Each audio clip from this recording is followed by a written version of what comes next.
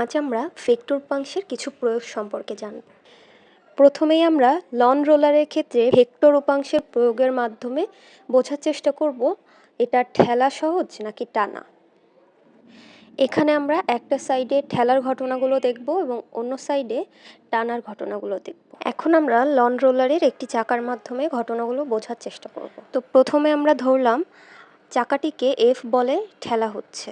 চাকার ওজন বল ডাব্লু সোজা নিচের দিকে ক্রিয়া করছে। এখন এফ বলকে আমরা প্যারালাল শিফটিংয়ের মাধ্যমে সামনের দিকে বাড়ালাম। তাহলে এফ বলের আমরা দুইটা লম্ব উপাংশ লিখতে পারি, একটা আনুভূমিক বরাবর আর একটা উলম্ব বরাবর। এখন ধরি এফ বল আনুভূমিক উপাংশের সঙ্গে থিটা কোণ উৎপন্ন করে। তো আনুভূমিক উপাংশের নাম দিলাম আমরা F1 এবং উলম্ব উপাংশের নাম দিলাম F2। এখন লম্ব উপাংশের ক্ষেত্রে আমরা জানি যে উপাংশটা ভেক্টরের সাথে থিটা কোণ করে থাকে সেটা কজ উপাংশ হয় এবং বাকিটা হয় সাইন উপাংশ। তাহলে এখানে আমাদের F1 হবে F cos থিটা এবং F2 হবে F sin থিটা।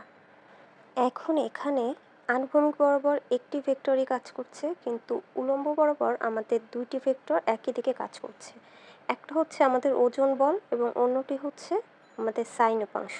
তো আগের ক্লাসে আমরা দেখে এসেছিলাম যে দুইটি ভেক্টর যদি একই দিকে ক্রিয়া করে তাহলে তাদের লব্ধি হয় তাদের যোগফলের সমান। এই কারণে আমাদের নিচের দিকে টোটাল লব্ধি বল ক্রিয়া করবে F2 এবং W এর যোগফল। F2কে আমরা লিখতে পারি F sin থিটা আর Wকে আমরা লিখতে পারি mg।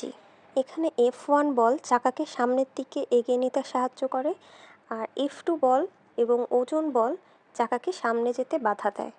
এখন আমরা টানার ক্ষেত্রে ঘটনাগুলো দেখব। তো ধরা যাক এখানে চাকাকে F বলের সামনের দিকে টানা হচ্ছে এবং চাকার ওজন W সোজা নিচের দিকে ক্রিয়া করছে। তো এখানেও আমরা F বলের দুইটা উপাংশ পাবো, একটা আনুভূমিক বরাবর আর একটা উলম্ব বরাবর। আনুভূমিক বরাবর উপাংশটার নাম আমরা দিলাম F1 এবং উলম্ব বরাবর উপাংশের নাম দিলাম F2।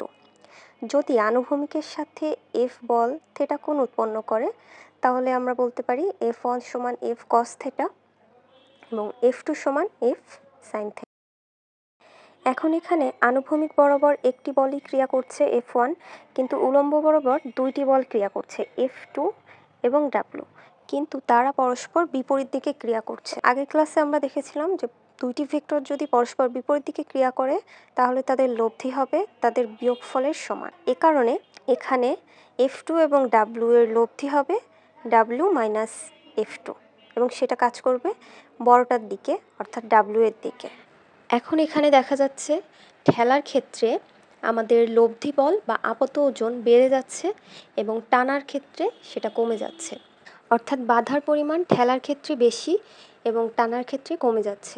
এ কারণে বলা হয় লন রোলার ঠেলার থেকে টানা সহজ। এখন আমরা নৌকার গুণ টানার ঘটনাটা ব্যাখ্যা করার চেষ্টা করব ভেক্টর উপাংশের মাধ্যমে।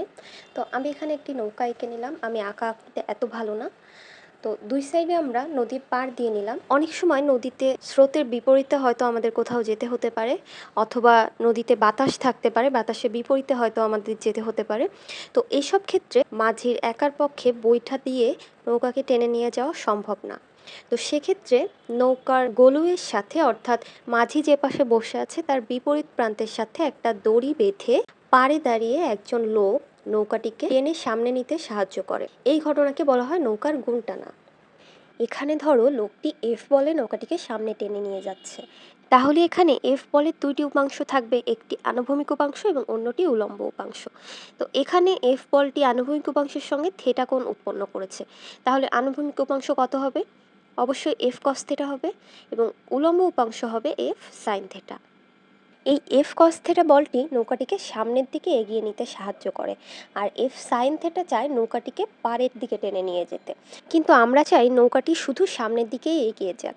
এজন্য এই পাড়ের দিকের F sin থিটা বলটিকে প্রশমিত করার জন্য মাঝি তার বৈঠা দিয়ে বিপরীত দিকে বল প্রয়োগ করে, ফলে নৌকাটি খুব সহজেই সামনের দিকে এগিয়ে যেতে পারে। এখন দেখো আমরা যদি গুণ টানার দড়িটিকে লম্বা করি সেক্ষেত্রে কি ঘটবে? আমরা দড়িটিকে যত লম্বা করব থিটার পরিমাণ তত ছোট হতে থাকবে, আর থিটা যত ছোট হতে থাকবে কস থিটার পরিমাণ তত বাড়তে থাকে, আর কস থিটা যত বাড়তে থাকে F cos থিটাও তত বাড়তে থাকবে। তার মানে আমরা খুব অল্প পরিমাণ বল প্রয়োগ করে সামনের দিকে অনেক বড় একটা উপাংশ পাবো, অর্থাৎ অনেক বড় একটা বল পাবো। তখন আমাদের নৌকাটিকে টেনে নিয়ে যাওয়া অনেক সহজ হবে। এখন এমন যদি হয় যে নৌকাটিকে দুই পাড় থেকে দুইজন মিলে টানছে, তখন কি ঘটনা ঘটবে? ধরো এক পাড়ের একজন F1 বলে টানছে, অন্য পাড়ের জন F2 বলে টানছে। F1 বলে যে টানছে তার আনুভূমিকের সাথে কোণ হচ্ছে θ1 এবং F2 এর জন্য কোণ হচ্ছে θ2। তাহলে F1 এর আনুভূমিক উপাংশ কত হবে? F1 cos θ1 এবং F2 এর আনুভূমিক উপাংশ হবে F2 cos θ2। তাহলে টোটাল আনুভূমিক উপাংশ আমাদের কত হবে? যেহেতু দুইটা বলই আমাদের একই দিকে ক্রিয়া করছে, তাহলে অবশ্যই তাদের লব্ধি কী হবে? যোগ হবে। সো তখন আমরা বলতে পারি আনুভূমিক দিকে total F1 cos θ1 plus F2 cos θ2 বল ক্রিয়া করছে। এখন F1 এর ক্ষেত্রে উলম্ব উপাংশ হচ্ছে F1 cos θ1 এবং F2 এর ক্ষেত্রে উলম্ব উপাংশ হচ্ছে F2 sin θ2। তাহলে এই দুইটা পরস্পরকে অনেকখানি নাকচ করে দেবে এবং বাকিটা মাঝি বৈঠা দিয়ে প্রশমিত করবে। ট্রলি ব্যাগের ক্ষেত্রেও ঘটনাটা নৌকার গুণ টানার মতোই। এখানেও আমরা এফ বলে ট্রলিটাকে যদি টেনে নিয়ে যাই, আনুভূমিকের সঙ্গে এর কোণ যদি θ ডিগ্রি হয়, তাহলে এর আনুভূমিক উপাংশ কত হবে? F cos θ এবং উলম্ব উপাংশ হবে F sin θ। এই F cos θই ট্রলিটাকে সামনের দিকে এগিয়ে নিয়ে যাবে। এখন ট্রলি ব্যাগের ক্ষেত্রে দেখবা হাতল ছোট বড় করা যায়। তো আমরা যদি ট্রলির হাতলটাকে লম্বা করি, তাহলে দেখবা আমাদের থেটার পরিমাণ কমে আসবে। থেটা যত কম হবে cos θ তত বাড়বে, অর্থাৎ F cos θও তত বাড়বে। অর্থাৎ তখন আমরা খুব অল্প একটু এফোর্ট দিয়ে ট্রলিটিকে সহজে টেনে নিয়ে যেতে পারবো। এই কারণে ট্রলি ব্যাগের হাতল লম্বা রাখা হয়।